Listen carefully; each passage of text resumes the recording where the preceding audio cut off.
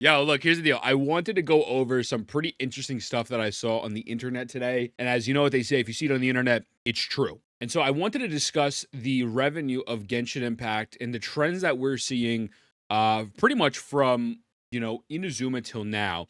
Now, this is pretty much going over, is the boycott effective? Is the boycott actually a thing? We're going to dive into the whole thing. I actually want to look at this tweet that Sip7 put out, but I also want to look at the gacha revenue charts and the dates. I have not looked at anything yet. This is my full raw reaction and going over the data that is presented to us, as well as giving my opinions. Because while I do think right now there is a massive low because of Emilie and the boycott, I'm not going to sit here and pretend like the boycott's not affecting it. I also think part of the reason why there is a massive low is honestly because it's Emilie. But I also do believe that Natlan hype is nowhere near as any other region that I've personally ever been a part of. So let's break this down. There is this tweet, shout out to Sip7, absolute goated with the sauce, Genshin Impact News. I decided to put together all the data from the Paimon Mo. Now, obviously, keep in mind, Paimon Mo is clearly not going to represent 60 million players, right? And even this gacha revenue chart is only showing mobile. It's not taking into account consoles, not taking into account, PC and whatnot. So let's just keep that in mind. Which I'm sure they clarify as well. I decided to put together all the data from Paimon Mo to see if there were any trends with the banner pulse and the characters, and the results were rather shocking. Do you think the boycott is working, or is Genshin just dying out? To first answer this, I do believe, as Drake says, it's a combination, and I think it's more of the latter half in a sense, but only for the time being. I do believe that we will never, ever, ever see the peak of Genshin the way you did in a Leeway or, honestly, Inazuma, just because the world has changed, right? The game peaked so hard in COVID. I do believe it is hard, indubitably it is hard to compare the two to now, but we can still look at the trend and see what's going on. Also, there's something here that says, I will say the data is unreliable due to how it is collected, but as a decently sized sample of players, I'm curious if with the release of Star Rail and CCC, Genshin is being hit pretty hard on the back end. We're gonna circle back to that point in a moment. But I downloaded the graph. Don't look, I had a picture of Eula thighs up before. So the graph seems to be starting some point in Inazuma with Hu Tao 2 banner, which banner pulls. So the green is the banner pulls, and then the trend is just how it's consistently going down. So for whatever reason, it looks like Ito 2, people were going crazy for Ito. You fucking suckers. Congratulations. You got a whack Geo unit, but that's besides the point. So go Ito 2, goes down to Klee. Kainori comes out, a little bit of a bump. Kind of-ish. Yeah, like it's, I don't know. See, I don't know how this, yeah, I like Tainori up a little bit. Sino, Nilu, Nilu goes up a smidge. And then we go to Nihita, and Nihita, there's a big bump. Now, Nihita is not hitting the pull amount of prior for whatever Ito or whatever character was there for some reason. I don't know what was happening there, but I guess, people love Ito a lot. But Nihita had a pretty big spike, which you would expect from an Archon being released. And if we even scroll a little bit farther, there is a pretty big, heavy drop-off. Now, there is a spike again with Monsieur Neurovalette, but with that being said, it doesn't hit the same spike as Nihita, but Farina then actually overrides Nihita, doesn't hit the reach of this Ito one. I don't know how, but there is a massive spike with Farina. So we know at some point in Fontaine was making the actual bag and the bank, which you can expect. So it seems that, overall, the downward trend where they're probably making not as much money, or there at least isn't as many pulls in Fontaine overall, but the hype for that Archon was there, right? Then after Farina, it just goes down. You go to Sino, Navia comes up, down a little bit, whatever. Raiden goes up, Shanya a little bit of a burst, and then after that, kind of there. Arlecchino was a big spike.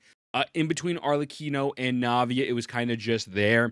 I mean, we did get Shanyu, that's a completely different story, but and then it is pretty low. Emilie is the lowest banner of all time possible, at least based on this particular chart, right? From what we're seeing in front of our eyes, from this data from Paimon Mo, why is Emilie so low? I'm going to say something that a lot of people do not want to hear. The unfortunate truth is, despite what theory crafters want to tell you, Emilie is absolutely mid. And what Genshin likes to do And you see them do this quite a lot with Star Rail. Now that I believe they're doing a little bit more in Genshin, at least they're trying their hand at it in Genshin, is they will drop a unit. For example, look at someone like Mid Yuan, right? They drop Mid Yuan or even a Bibbidi Libbidi Skibbity, right? Don Heng in Star Rail. And I'm not saying that their sales are bad. I don't know what their sales are looking like. But you drop a unit who at the end of the day is really not that good at the time being. And then down the road, they drop a crack support or someone who synergizes with them perfectly in hopes that when this character gets a rerun, now it's going to spike back up, right?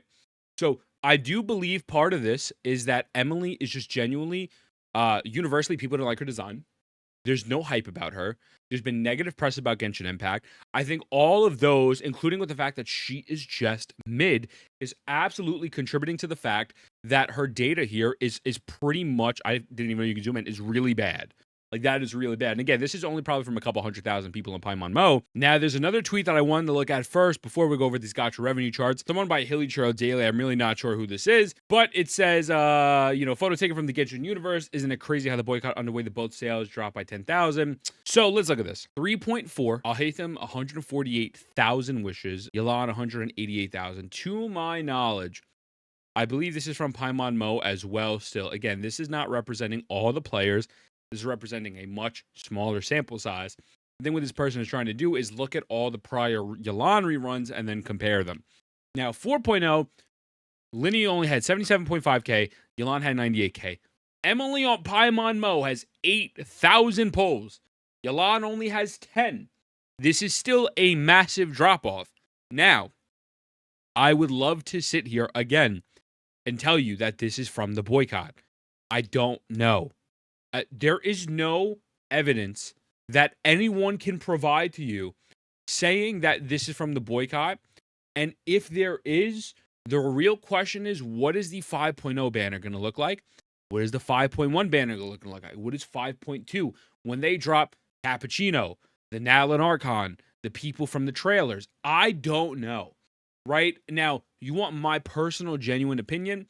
I do think the game right now has an ungodly amount of negative attention on it. To the point where I could see it genuinely affecting their bottom dollar, but I also do believe that it might just be a temporary phase. I mean, if we look back to earlier in the year when the Genshin Impact, where was it? Here, we'll get rid of this tweet. Genshin Impact Lantern Right 2024 drama. When did this patch happen? This patch happened in January of 2024. Now, I'm not going to go over the actual drama itself, but if you look at the revenue from January of 2024, still $99 million. And then let's just say it was going into February. It went from 99 million to 92 million. At that time, now, obviously, the drama got, taken over when there really could have been a massive change. The same photo guy had to drop a fucking 50-page document and pretty much show that he's an asshole. But that drama really took over any type of negative press. So in that situation, even though they had an ungodly amount of negative press, there really was no change to their sales, as you can see, right? With this, Natlin seems to be the least hype, the most negativity surrounding Natlin, I think the least interested. I think the characters that they've shown, maybe other than one or two, look pretty cool. I know a lot of people, including myself, are extremely disappointed with the trailer and the fact that it doesn't look like the Nation of War. I think there are so many contributing factors to sit here and say that the Natlin hype is not as good as it would have been for something like Fontaine or even Sumeru. It's definitely not up there. And also just, there's so many contributing factors to why the game is making less money. There are other gacha games out. Listen, man, Hoyoverse has Honkai Star Rail. Honkai Star Rail made 92 million. 144 million in March. 109 million. There is not an unlimited amount of money in this world. And I do believe that another big thing is when you see these games included, in the Hoyoverse, you're going to see some of the games suffer. You're going to see the revenue go down from, point to point. For example, June was a pretty decent point for both games, and they both went down. But also, a lot of the people that might have been spending money on Genshin in, let's say, January, might have went to Star Rail, or vice versa. So, I mean, obviously, you can make that point for both, but I do think that it is just an overall down period for them, and I would like to say that the boycott is helping it, and maybe it's a part of the contributing factor. I know there's, 100,000 plus signatures on a petition right now, which is absolutely beautiful. And realistically, I will say this over and over and over again. For a multi-billion-dollar company, they are absolutely horrendous at their own marketing. They continuously make the most sus decisions ever. I don't know why they like this. I don't know why they operate like this at all. They don't listen to the community unless they're threatened to being sued.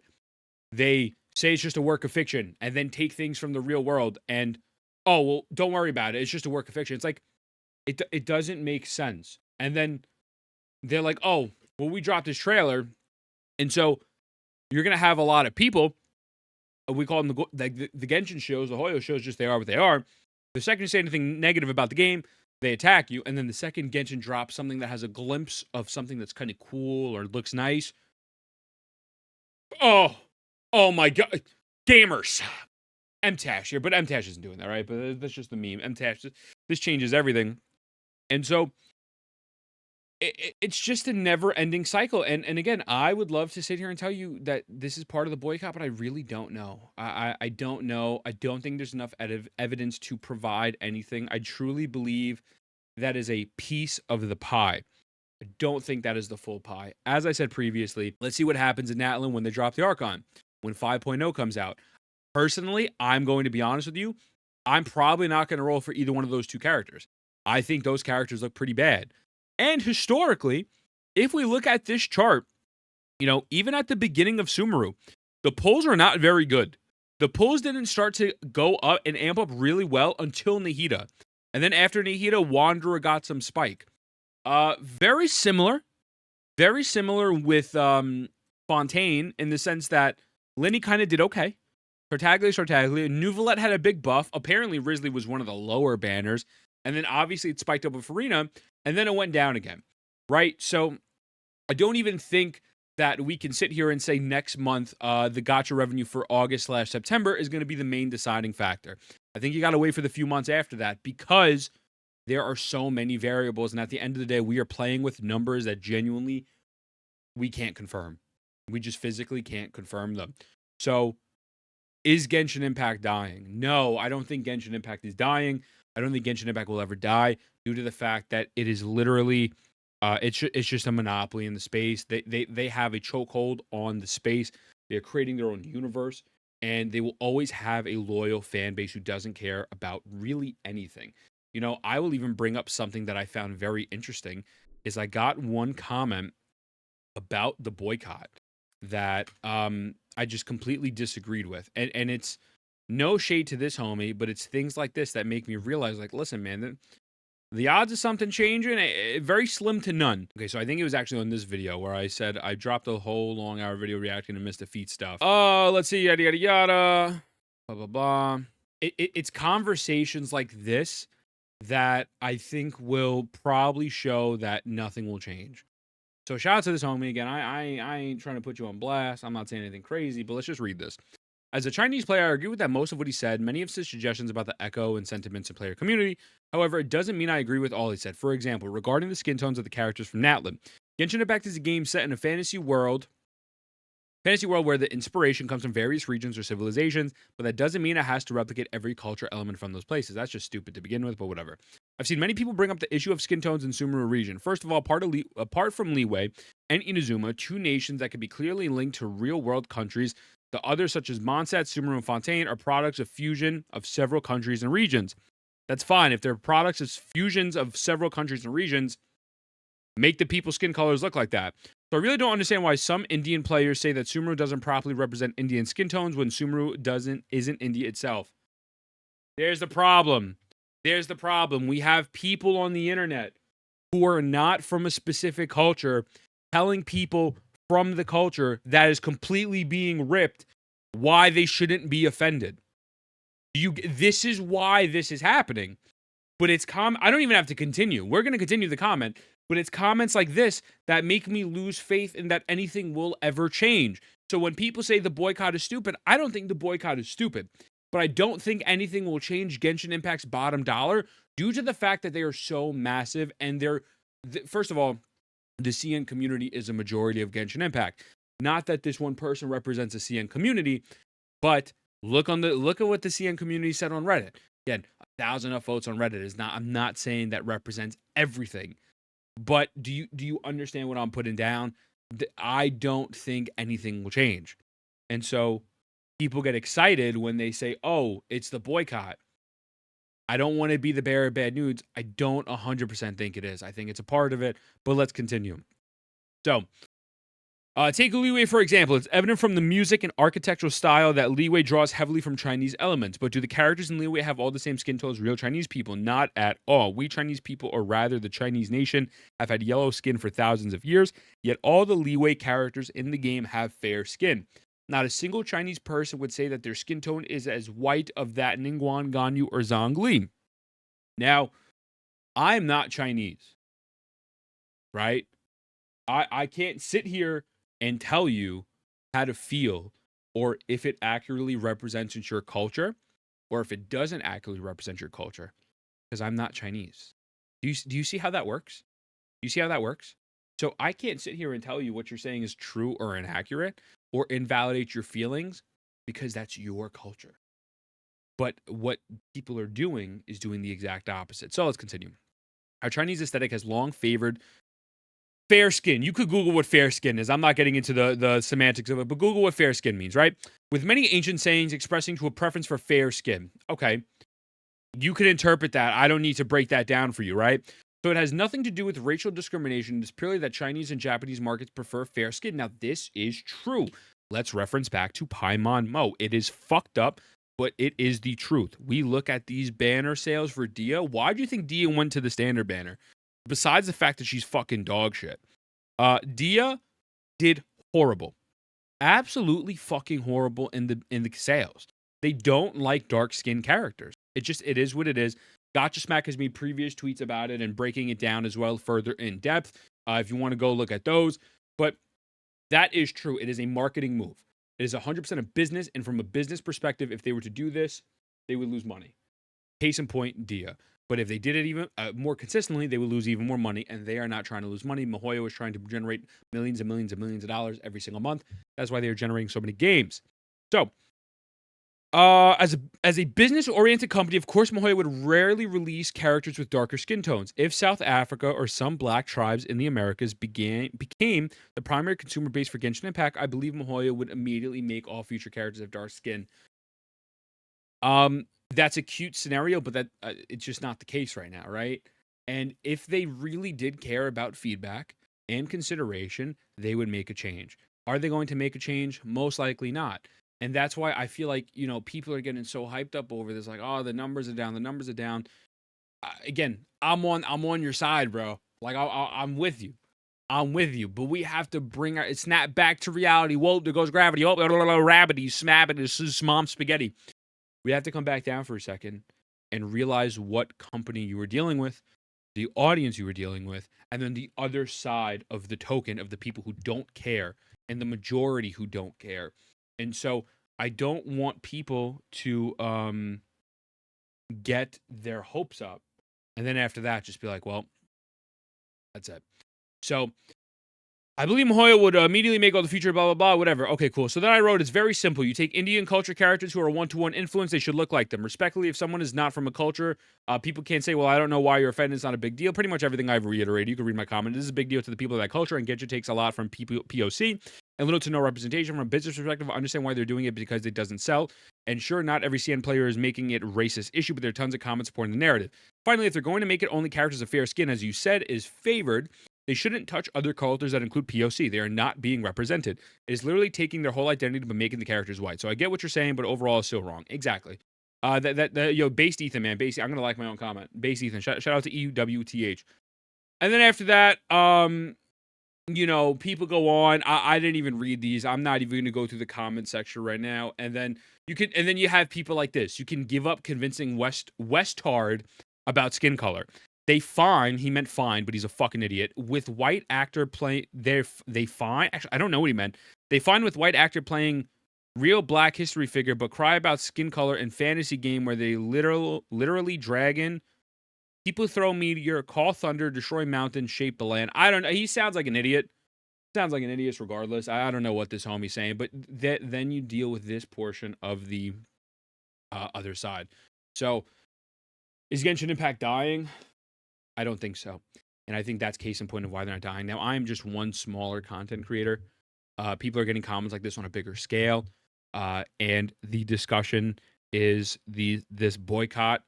And I hope it works. I wish it works. I fucking wish that they make a change. They make a change.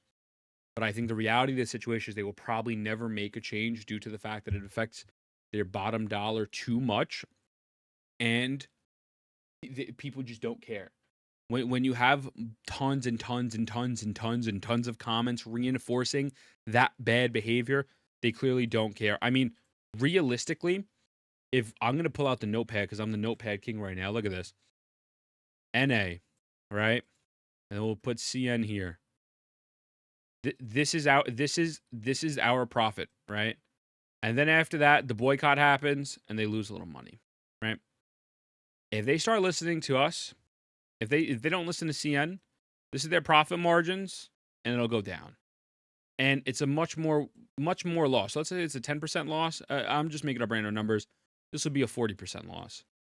It's unfortunately a business, and so I don't think anything will change. I hope it does. But realistically, the NA and the Western side is a loud, vocal minority in this situation. And I think one really great solution to this is to stop taking culture. If you don't want this issue, stop taking culture. But nothing will change because they will never not lose money. The only time they will lose money is if CN threatens to report them to the government. You know what I mean? It's like, it's just so silly. It's just so silly. So I don't think we have enough data to support anything yet. I think maybe it's a part of why the numbers are down a little bit. But realistically, don't jump the gun and be like, this is the reason why. And then if 5.0 doesn't do very well, I wouldn't get too hyped about it either. Because if we look at that graph, historically, the first two banners ain't doing too hot either. And honestly, realistically, those two characters look fucking whack. Like, they just don't look good, you know? Maybe I don't know. I don't know. I think just it's going to be a very disappointing year for Genshin Impact.